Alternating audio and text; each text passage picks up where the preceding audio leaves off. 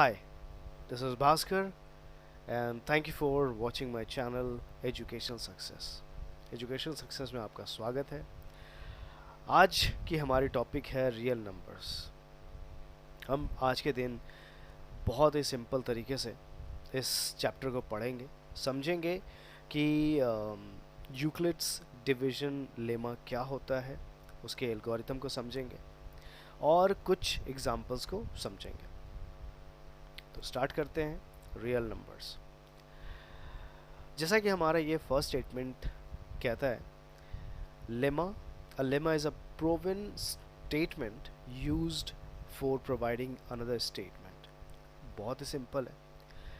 Lemma already एक statement है जो हेल्प करती है हमें दूसरे स्टेटमेंट को प्रूव करने में। अगर देखा जाए तो यूक्लिड्स डिवीजन लेमा हम लोग बचपन से ही इसकी बेसिक को पढ़ते आ रहे हैं और इसे समझना बहुत ही सिंपल है।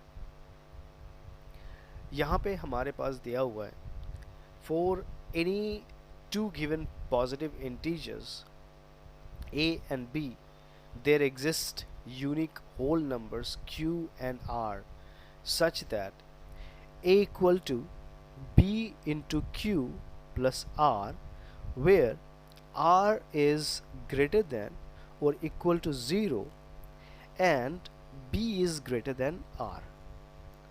तो यहाँ पे जो r है वो हमारा रिमाइंडर है जो कि 0 से बड़ा होगा या 0 के इक्वल होगा, और b जो है वो है हमारा डिवाइज़र जो कि रिमाइंडर से हमेशा बड़ा होगा।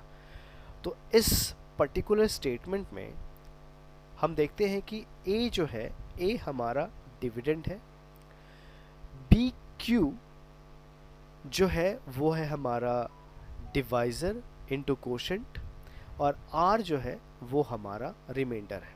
और ये हम बचपन से पढ़ते आ रहे हैं। अगर हम इस एग्जाम्पल की बात करें तो यहाँ पे 117 जो है वो हमारा डिविडेंड है, 14 हमारा डिवाइज़र है, 8 हमारा कोशेंट है और 5 हमारा रिमाइंडर है। तो ये प्रूफ करता है कि जो 117 होता है विच इज़ ए डिविडेंड, वो इक्वल होता है डिवाइज़र और कोशेंट के प्रोडक्ट और रिमाइंडर के बराबर। तो अगर हम 14 और 8 को मल्टीप्लाई करते हैं तो उसका हमारा रिजल्ट आएगा 112, और उसमें अगर हम लोग 5 ऐड करते हैं तो वो हो जाएगा हमारा 117। इस स्टेटमेंट में भी हमारे पास सेम इंफॉर्मेशन दी गई है कि a जो है हमारा डिविडेंड है, b और q जो है हमारा कोशेंट और रिमाइंडर डिवाइज़र है, और r जो है रिमाइंडर है। हमारा रिमाइंडर या तो 0 हो सकता है या तो कोई भी पॉजिटिव वैल्यू हो सकता है, लेकिन वो नेगेटिव वैल्यू नहीं हो सकता है। और हमारा b जो है वो है हमारा डिवाइज़र। तो डिवाइज़र से हमेशा ये जो r होता है यानी कि रिमाइंडर हमेशा छोटा होता है। Algorithm. What is an algorithm? An algorithm is a series of well-defined steps which gives a method for solving a certain type of problem. बहुत सिंपल। एल्गोरिथम होता क्या है? ये सिर्फ एक सिंपल स्टेप्स होते हैं जो हम फॉलो करते हैं किसी भी प्रॉब्लम को सॉल्व करने में। अगर हम बात करें डिवीजन की, तो डिवीजन क्या है? एक स्टेप है जिसको हम फॉलो करते हैं। पहले हम एक नंबर से डिवाइड करते हैं एक पर्टिकुलर नंबर को। हमारे लास्ट एग्जांपल में हमने देखा कि 117 हमारा डिविडेंड है जिसको कि हम डिवाइड कर रहे हैं 14 से। तो हम लोग कुछ स्टेप्स फॉलो कर रहे हैं। क्या स्टेप्स है? इसको हम पहले एक पर्टिकुलर नंबर से मल्टीप्लाई करते हैं। अगर वो नंबर 117 से छोटा है या उसके बराबर है तो हम नेक्स्ट स्टेप फॉलो करते हैं। इसी को हम कहते हैं एल्गोरिथम। एल्गोरिथम क्या है? एल्गोरिथम स्टेप्स है जो हम फॉलो करते हैं किसी भी प्रॉब्लम को सॉल्व करने में। वैसे अगर हम बात करें यूक्लिड्स डिवीजन एल्गोरिथम में तो क्या है? ये भी वही सिंपल स्टेप्स है जो हम यूज़ करते हैं एक प्रॉब्लम को सॉल्व करने में। इसका डेफिनेशन दिया है कि it is a technique to compute the HCF of two given positive integers से a and b with a is greater than b in the following steps. So there are some steps which we follow to find the HCF of two given numbers where a would be greater than B. इस example में हमें find करना है HCF using Euclid's algorithm. यहाँ पे हमारे पास है 196, 38220। So there are two numbers. नाउ हमें समझना है कि यहाँ पे A कौन सा है और B कौन सा है। तो जैसा कि हमने एल्गोरिथम के डेफिनेशन में देखा कि A जो होगा हमारा, जो हमेशा B से बड़ा होगा। तो हम इस एग्जाम्पल में जो बड़ा वैल्यू है उसको A कंसीडर करेंगे और छोटे वैल्यू को हम B कंसीडर करेंगे। तो हमारा 38220 इज़ ग्रेटर देन 196। तो हम इसको डिवाइड करेंगे, इस वैल्यू को डिवाइड करेंगे 196 से। यहाँ पे हमने डिवीज़न फॉलो किया है। 196 डिवाइड्स 38220, ये हमारा हो गया डिवाइज़र, ये हो गया हमारा डिविडेंड। सो 196 1 ज़ा 196, ये हमारी वैल्यू बची। फिर हम लोग ने 196 को 9 से मल्टीप्लाई किया तो हमारा आ गया 1862। फिर हमारे पास ये बचा, फिर हम लोग ने 5 से डिवाइड किया, हमारा आ गया 980 और ये डिवाइड हो गया। तो इसका HCF क्या हो गया? इसका HCF वो वैल्यू हो गया जिससे हमने डिवाइड किया। So that is 196। अगर ये 196 से पूरी तरह से डिवाइड हो गया तो हमारा 196 38220 का HCF है। Now let's jump on another example. Use Euclid's algorithm to find HCF of 1651 and 2032. Express the HCF in the form 1651m plus 2032n.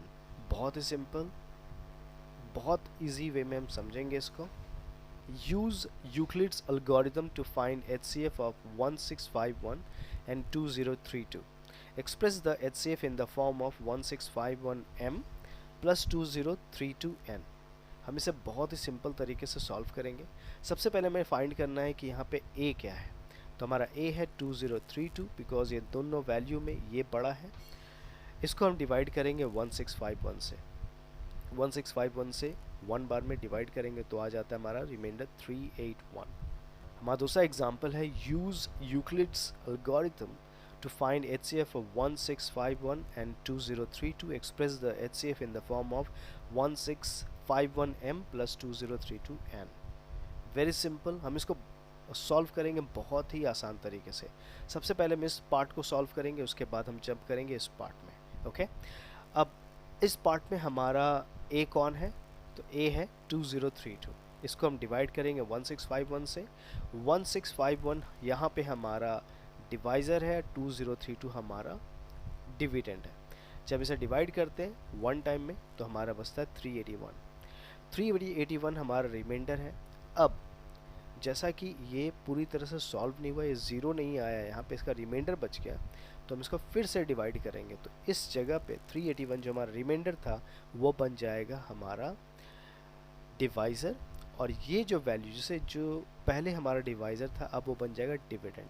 हमने 4 बार में 4 टाइम्स में 381 4 ज़ा 1524 डाला तो हमारा बच गया 127। नाउ अब ये रिमाइंडर है तो ये बन जाएगा हमारा डिवाइज़र, और ये जो था 381 यहाँ का डिवाइज़र वो बन गया यहाँ पे डिविडेंड। इसको हम लोगों ने सॉल्व किया, ज़ीरो हो गया, पूरी तरह से सॉल्व हो गया। नाउ इसका HCF हो गया 127, क्योंकि 127 से जब हम लोगों ने डिवाइड किया तो ये पूरी तरह से कट गया।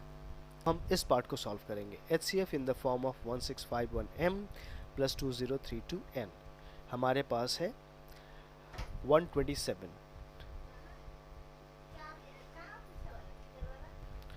अब हम इस पार्ट को सॉल्व करेंगे। HCF in the form of 1651m plus 2032n। अब सॉल्व करते हैं HCF in the form of 1651m plus 2032n। अगर हम यहाँ पे इस पार्ट को देखें तो इस पार्ट में हमारे पास 165 जो है 1651 जो है वो है हमारा डिविडेंड, 381 हो गया हमारा डिवाइज़र, 4 हो गया हमारा कोशेंट और 127 हो गया हमारा रिमाइंडर। हमें रिमाइंडर को एक तरफ रखना है ताकि सारी वैल्यू रिमाइंडर के बराबर हो जाए।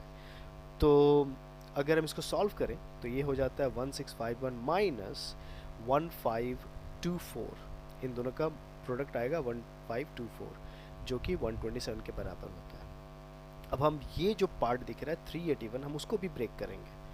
कैसे ब्रेक करेंगे? तो अगर देखा जाए तो ये 381 जो है वो रिमाइंडर है। किसका रिमाइंडर है? वो है ये डिविडेंड 2032 माइनस 1651 और ये हमारा into 1 which is the quotient. अगर हम इसको सॉल्व करें तो ये बराबर इसके आता है 381 के, और ये हमारा जो 4 था, ये 4 हमारा बाहर है। इस ब्रैकेट को ओपन करेंगे तो हमारा 4 सबसे मल्टीप्लाई हो जाएगा। अब हमारे पास है 1651, यहाँ भी है 1651। ओके, तो हमारे पास 1651 1651, इसमें हमारा 4 मल्टीप्लाइड है। अगर हम इन दोनों को सॉल्व करें, इन दोनों को, तो ये हो जाता है 1651 इंटू 5 के बराबर। ठीक है, और ये 2032 यहाँ पे प्लस है तो इसको भी हम प्लस बनाएंगे। तो अब हमारे पास हो गया m is equal to, m हमारा क्या है? ये हो गया हमारा 5, क्योंकि देखा जाए 1651 तो 1651 यहाँ पे और यहाँ पे 5, यानी कि हो गया m और ये हो गया हमारा n। तो यहाँ पे m की वैल्यू हो गई 5, n की वैल्यू हो गई -4।